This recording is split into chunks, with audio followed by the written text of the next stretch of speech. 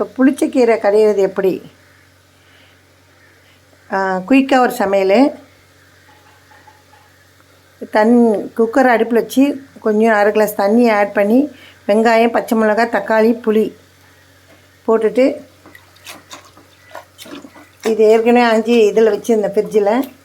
அதுதான் நான் சொன்னேன் இல்லையா, எல்லா பொருளும் ரெடி பண்ணி வச்சா டக்குன்னு செஞ்சிடலான்னு. இப்போ புளிச்சக்கீரை புளிஞ்சு இதில் போடுறேன். 4 விசில் விட்டு இறக்கியாச்சு. இப்போ கீரை பார்த்திங்கன்னா அப்படி இருக்குது. இப்போ கரைஞ்சிட்டு தாளிச்சிட வேண்டியது. உருளைக்கிழங்கு வெந்துட்டு இருக்குது, ரவுண்ட் ரவுண்டாக வெட்டி போட்டு வெந்துட்டு இருக்குது. இதுதான் குயிக் சமையல். அடுப்பை வச்சு கடாயில் எண்ணெய் ஊற்றி கடுகு உளுத்த பருப்பு, காஞ்ச மிளகா, கீரை கரைஞ்சி வச்சு பாருங்கள்.